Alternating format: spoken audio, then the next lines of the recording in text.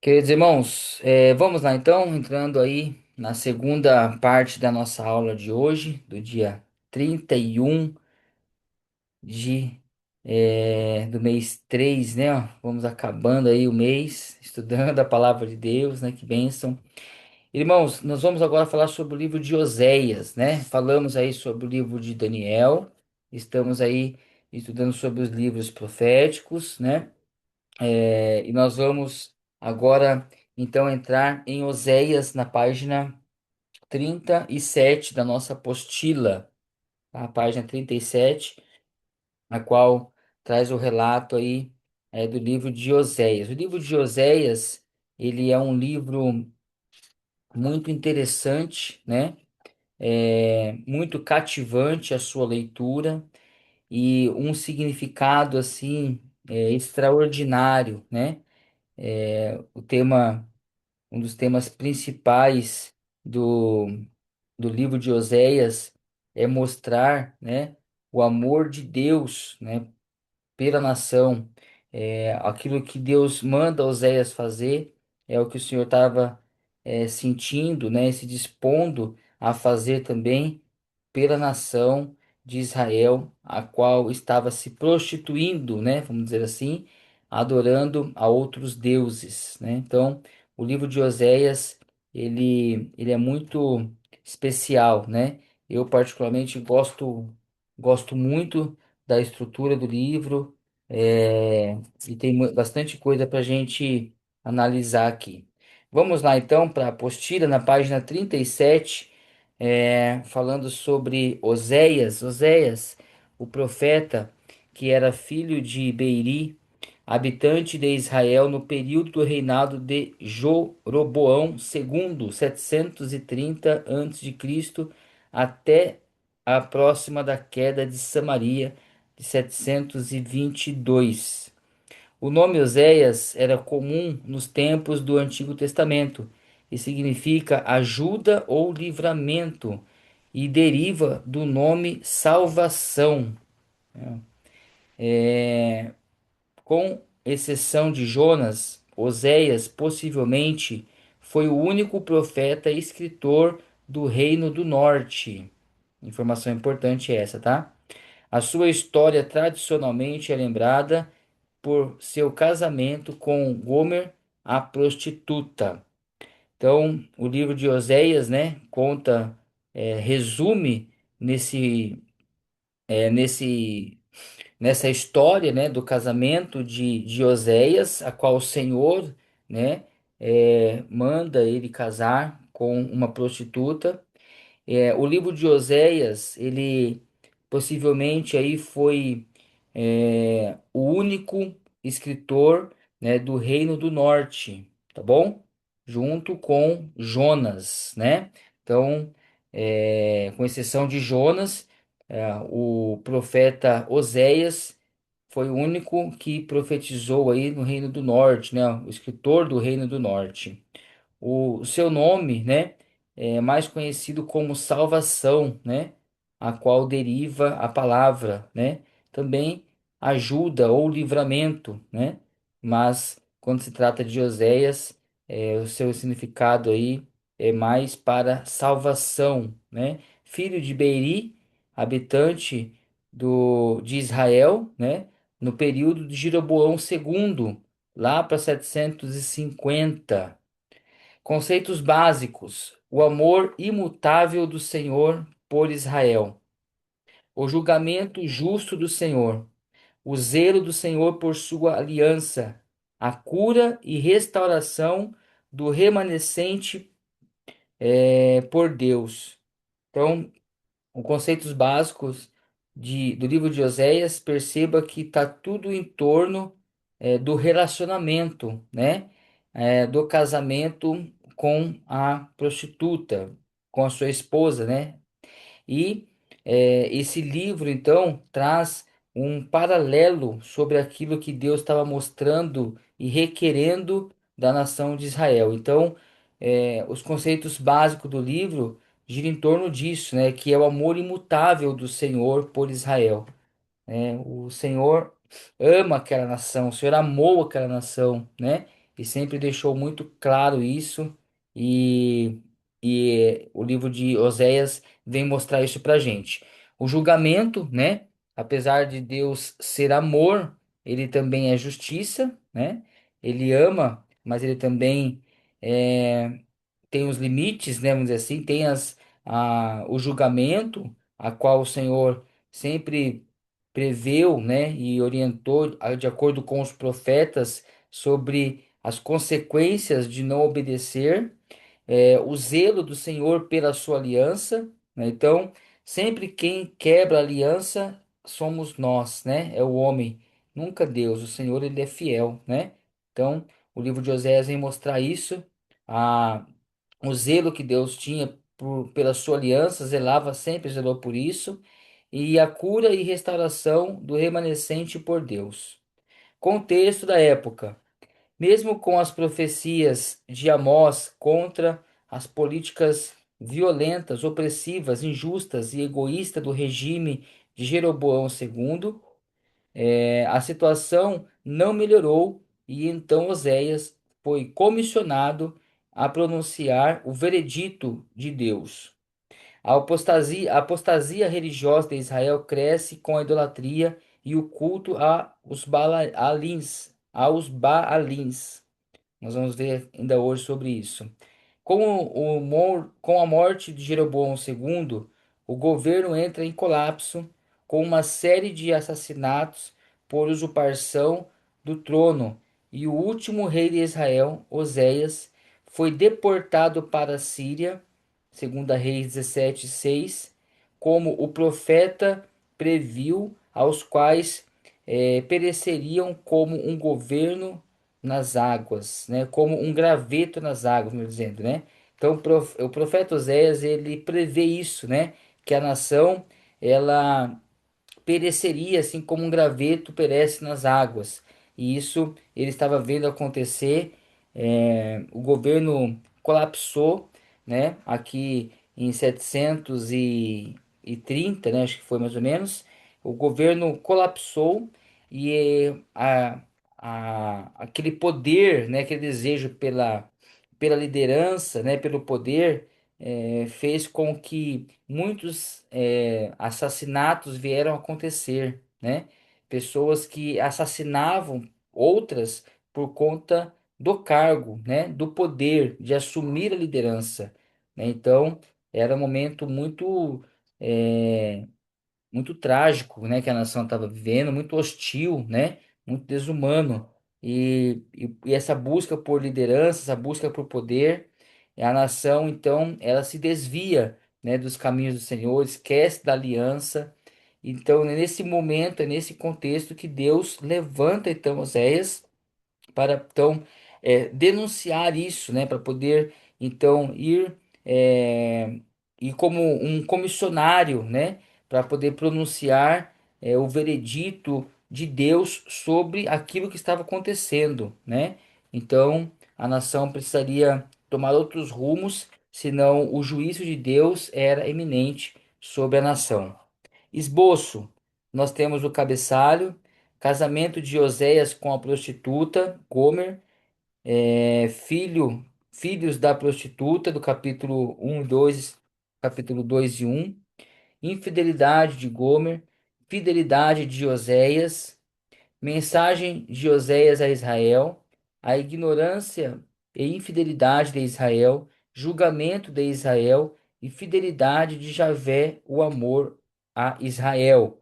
Então nós temos os capítulos aí, né, sobre cada uma dessa estrutura aí que nós citamos. Características literárias, na página 38. Este livro não foi escrito para contar a história de Oséias, mas para falar sobre Deus e o seu relacionamento com o povo da aliança de Israel. Deus enfatiza sua singularidade e soberania, capítulo 12, 19 e 13, por causa de sua santidade peculiar. Adorá-lo é a única resposta apropriada, e ele não tolera exigências rivais. Como soberano, tudo está sob o seu governo. seja a fertilidade, a história de Israel ou as nações. A narrativa do relacionamento conjugal de Oséias com a prostituta Gomer, no capítulo 1 a 3, contém biografia e autobiografia. Estes capítulos servem de prefácio às profecias dos capítulos 4 a 14. A história do casamento é disposta no padrão literário conhecido tecnicamente por palístrofe. Essa estrutura equilibra assuntos teológicos importantes voltado a um ensinamento ou ideia fundamental. A falta de conhecimento de Deus por parte de Israel é a junta destas construções literárias. Quero ler um texto com vocês de Oséias.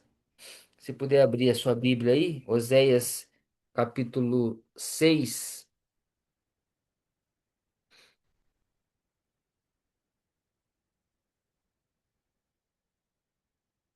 Oséias capítulo 6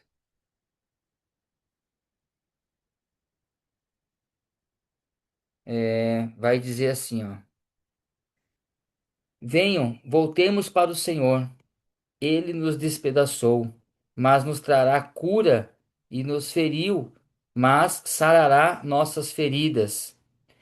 Depois de 2 dias, ele nos dará vida novamente. Ao terceiro dia, nos restaurará para que vivamos em sua presença. Conheçamos o Senhor, esforcemo-nos por conhecê-lo. Tão certo como nasce o sol, ele aparecerá.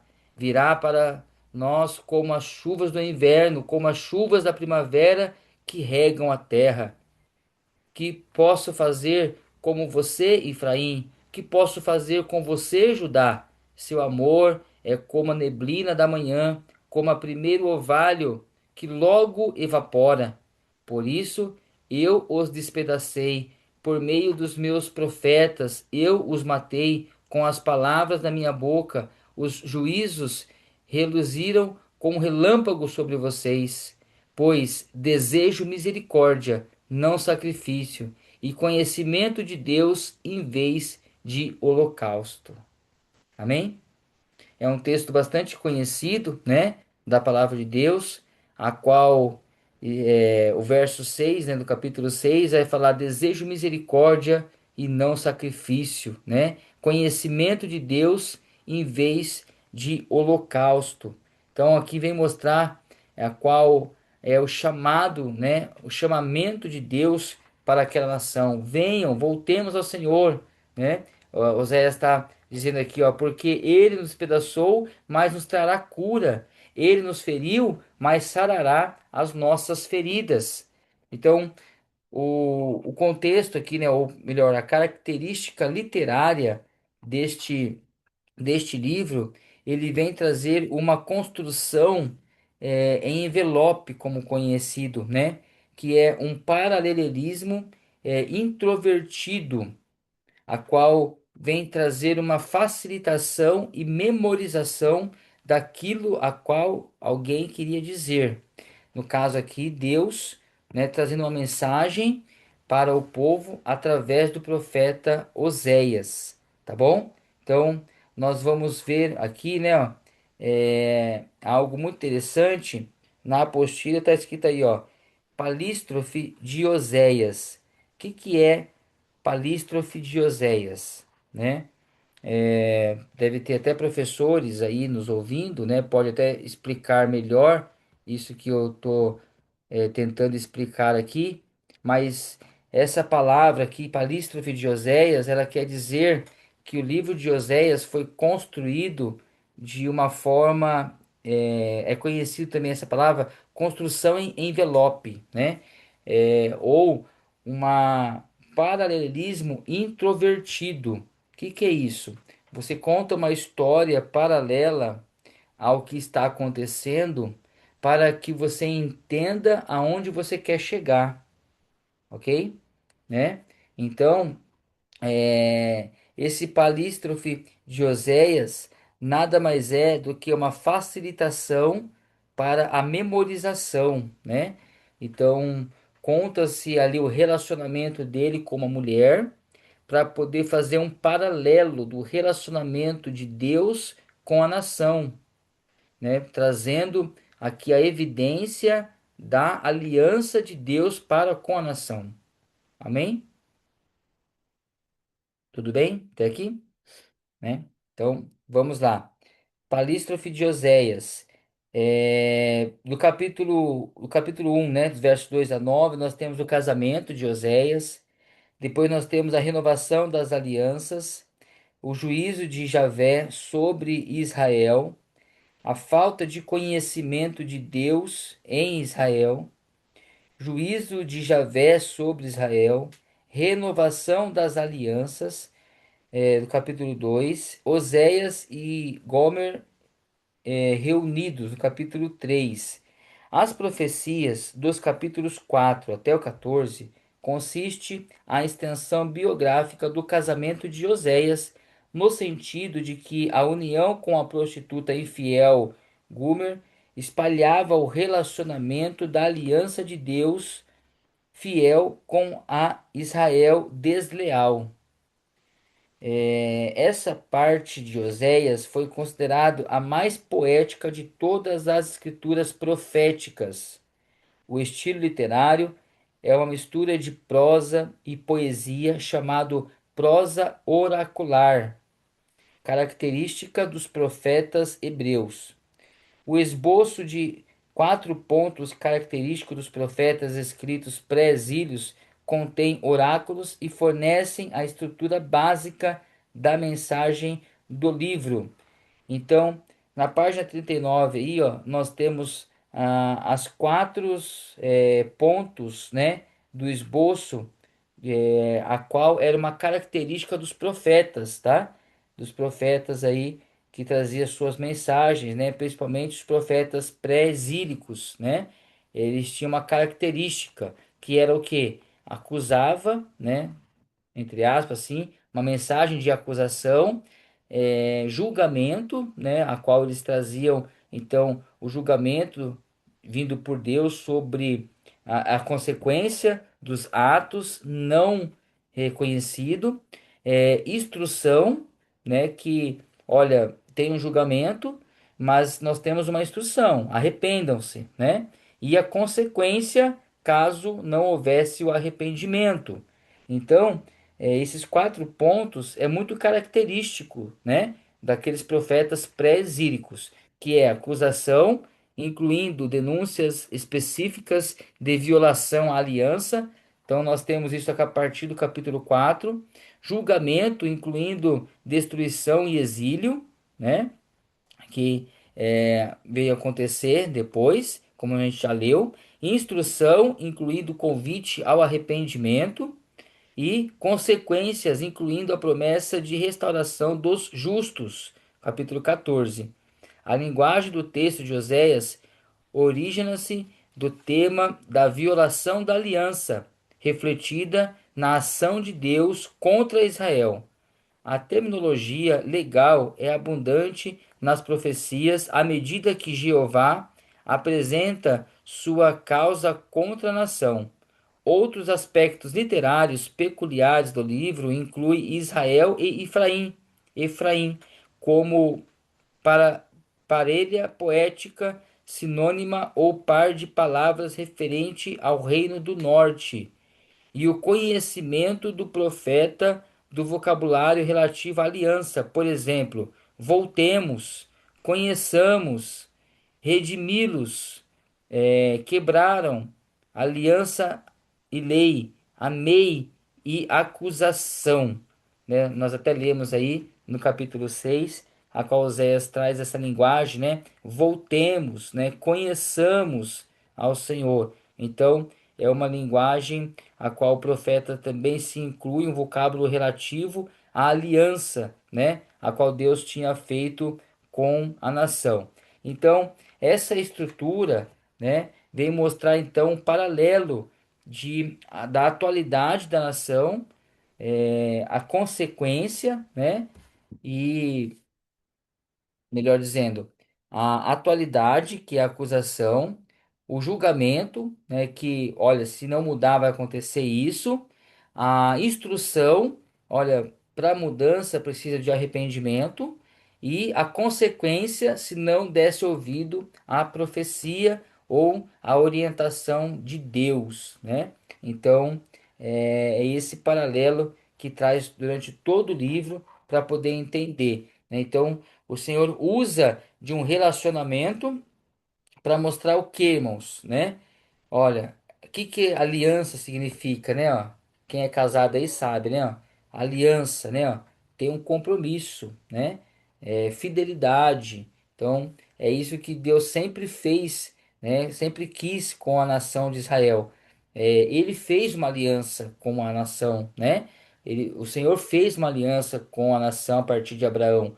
E a aliança foi quebrada em vários momentos, não por conta de Deus, mas por conta da nação, né? Por conta do povo. Então, qual que é o paralelo de Oséias, né? Vem mostrando que o Senhor, ele é misericordioso, ele é compassivo, ele ama de uma forma incondicional. O povo se prostituía, né, adorando outros deuses, e o Senhor ia lá e resgatava, trazia com amor incondicional. Então, traz então a figura de Oséias para que a nação pudesse entender e ver de uma forma prática o que, que Deus estava disposto a fazer e o que, que a nação estava cometendo, ok? Temas principais, né? É o casamento de Oséias. A primeira parte do livro, do capítulo 1 ao 3, narra a vida familiar de Oséias como símbolo para transmitir a mensagem que o profeta recebera do Senhor para o povo. Deus ordenou a Moisés que se casasse com uma adúltera, Gomer, e cada um dos seus filhos recebeu nome simbólico que representava parte da mensagem ameaçadora. Então aí, ó, nós temos o nome, né, dos filhos de Oséias e o significado. Lembra a importância dos nomes, né, da época, né, irmãos? Nós já estudamos isso aqui, né? Os nomes tinham muito significado. Normalmente, o nome tinha uma mensagem por detrás, né? Então vamos lá. É, Jereel, que significa Deus espalha ou Deus semeia, possivelmente tenha sido filho do profeta, conforme capítulo 1, verso 3. Lohuama, que significa desfavorecida ou não amada, já deve ter nascido da infidelidade de Gomer, pois ocorre um contraste na narrativa que afirma simplesmente deu à luz, capítulo 1, verso 6, enquanto o nascimento de Jereel, capítulo 1, verso 30, e lhe deu. Lo-Ami, outro menino, que também possivelmente não foi filho de Oséias, e que significa vós não sois meu povo, né? Vós não sois meu povo. Ilustram propositalmente a mensagem sobre o crescente desconhecimento de Deus com a desobediência de Israel, mas também transmite a mensagem de esperança, renovação, amor e restauração. A questão de como interpretar os acontecimentos pessoais da vida de Oséias, que fazem um paralelo simbólico à sua mensagem profética, tem deixado perplexos os estudiosos do livro de Oséias. Os detalhes sobre a vida familiar de Oséias, do capítulo 1 a 3, devem ser compreendidos como literais ou alegóricos. Então, é uma pergunta. Há estudiosos que interpretam esses detalhes da vida conjugal de Oséias como alegóricos, por causa da perplexidade moral que viria a causar a ordem de Deus para o profeta casar-se com uma prostituta. Existem estudiosos que argumentam que a ordem de Deus no capítulo 2 e verso 1 se refere ao futuro. Argumentam que Gomer tenha se tornado uma prostituta apenas após o nascimento do primeiro filho. Há ainda os que defendem uma leitura literal modificada, argumentando que Gomer não era uma prostituta comum, mas uma mulher envolvida com a prostituição cultural dos adoradores de Baal, né? Então, aqui nós temos o tema principal do livro, é o casamento de Oséias, né? E a nossa compreensão que isso foi literal, tá? Isso foi literal. Deus manda Oséias casar com prostituta, essa mulher, Oséias obedece, né? Essa ordem para poder então transmitir a mensagem para a nação.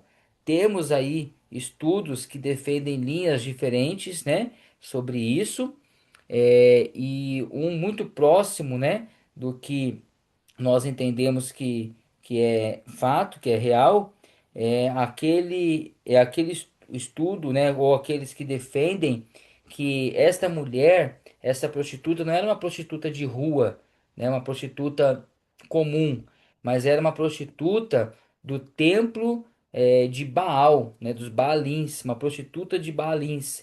Baalins, né, nós vamos ler aqui ainda hoje, eles tinham prostitutos e prostitutas que exerciam um ofício, né? Eles trabalhavam para isso, eles recebiam e faziam isso de uma forma até oficial para poder então adorar ao Deus, né? Ou para poder incentivar a fertilidade, a chuva. Era como um culto, né? Culto ao Deus Baal. Então, parte desse culto ou cerimônias desse culto eram práticas sexuais. E para fazer isso, então, tinha os prostitutos e as prostitutas, né?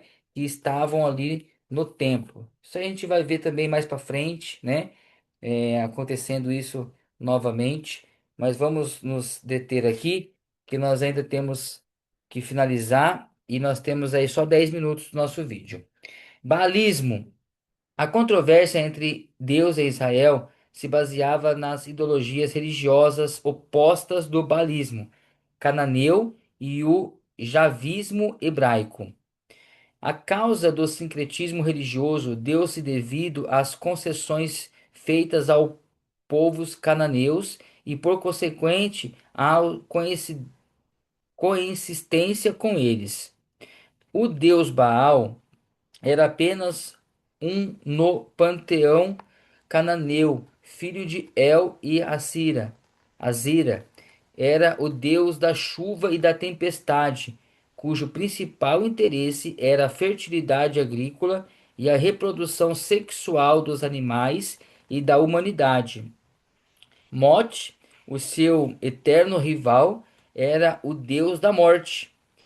Segundo a mitologia cananeia, as estações de chuva e de seca abundantes eram consequências dos conflitos entre esses deuses. Para ajudar Baal na luta, a adoração cananeia ao deus da tempestade incluía sacrifício humano e a prostituição ritual. Os prostitutos e prostitutas eram empregados pelo templo locais e consideravam sacerdotes e sacerdotisas dos deuses. Os cananeus tinham relações sexuais sagradas com as prostitutas como parte da adoração a Baal, para garantir a fertilidade mediante a representação sacramental do casamento do deus com a terra, como Baal, né, ou senhor marido do território. Olha que coisa demoníaca, né, irmãos?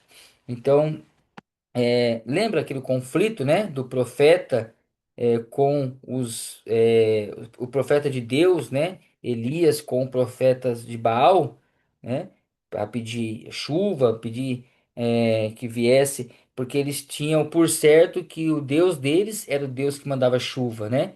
Então, o profeta vai desafiá-los e vai dizer: Não, eu vou mostrar para vocês quem é o Deus verdadeiro. É aquele que tem domínio sobre todas as coisas, né? Maravilhoso. Então, o baalismo, irmãos, é isso, tá bom? Nós temos um quadro aqui, ó, Panteão Cananeu, Assembleia dos Deuses Cananeus. Isso aqui tem muito na mitologia grega, tá? É, Na mitologia cananeia, desculpa, nós temos a história desses deuses, né? E conta a mitologia que esses deuses viviam em guerra, né? Então, para ajudar o deus Baal, eles faziam esses rituais, sacrifícios humanos, né?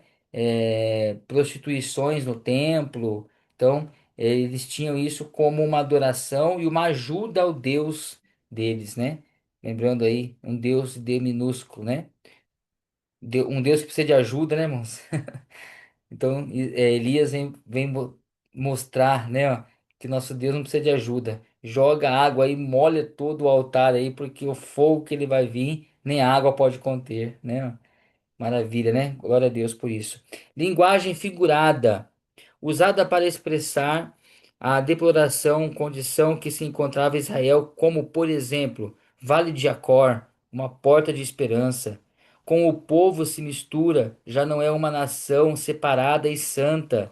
Olha só, né, irmãos? Então, esse paralelo do casamento com o que Deus queria mostrar, mostrava de uma forma real o que estava acontecendo. Um bolo que não foi virado, farinha por um lado, expressando fraqueza de coração. Estrangeiros que lhe comem à força, debilitando pelas más companhias. E os cães que se espalham sobre ele, velhice prematura e deteriorização inconsciente. Como um vaso que ninguém tem prazer, um vaso inútil ao Senhor. Ele ama a opressão, falta de honradez nos negócios. Conclusão: Oséias, o profeta do leitor de morte de Israel, foi o último profeta a se referir ao reino do norte, antes do massacre assírio. Foi dele a tarefa de despedaçar e matar Israel com palavras de juízo. Olha que interessante, né? E chamar o povo desviado de volta ao conhecimento de Deus, como nós lemos lá no capítulo 6, né? Oséias foi usado ao repreender a liderança não só religiosa, mas também a liderança política de Israel, a despeito da condenação divina e da severidade da linguagem usada para proclamar o juízo inevitável, o próprio o propósito principal, o propósito principal do livro é proclamar a compaixão de Deus, que não podem abrir mão de Israel, né? Ó. Então, o livro vem trazer como propósito principal a compaixão de Deus para com a nação. Então, o livro de Oséias, ele vem trazendo esse paralelo do casamento do profeta com uma prostituta para poder mostrar o que o povo fez, né? Se prostituiu adorando outros deuses. E o Senhor requer então conhecimento, né? Capítulo 6 vem falar sobre isso. Venham conhecer mais ao Senhor, porque o Senhor está despedaçando, mas ele tem cura, ele tem salvação, né? Então são palavras de esperança, né? De restauração e esperança que Oséias traz para o povo. Amém? Muito gostoso, né, irmão, de ler, de estudar sobre esses profetas, tá bom? Então, dê uma reforçada aí nos estudos, né? Façam aí é, releituras do que nós estamos estudando, que o tempo nosso é curto, tá bom? Então, o vídeo já vai derrubar, aqui já vai cair o vídeo. Desejo a vocês aí uma boa semana, bons estudos. Nós vamos nos ver agora só na outra terça-feira, tá bom? Vamos ficar. Essa semana nós não teremos aula na sexta. É feriado. Alguns irmãos vão viajar, né? Tem compromissos. Então, nós não teremos a aula na sexta. Nós vamos pular a sexta. Então, a gente volta na próxima semana, na terça-feira. Eu vou estar subindo aqui depois o vídeo, né? Tá faltando o vídeo da primeira aula e o vídeo de hoje, que é a terceira aula. Então, os irmãos que tiverem tempo aí, vão se dedicando às recapitulações, né? Deixando tudo em dia aí, fazendo as leituras. Façam a leitura desses livros, né? Assim que possível. Se puderem ir estudando, lendo e estudando, seria muito bom, né? Que você abre mais a mente. Então são livros, alguns deles muito curtinho, fácil de ler, a leitura é muito atrativa, como o livro de Oséias, o próprio livro de Daniel, são leituras fáceis, né? E atrativas aí nos chama atenção.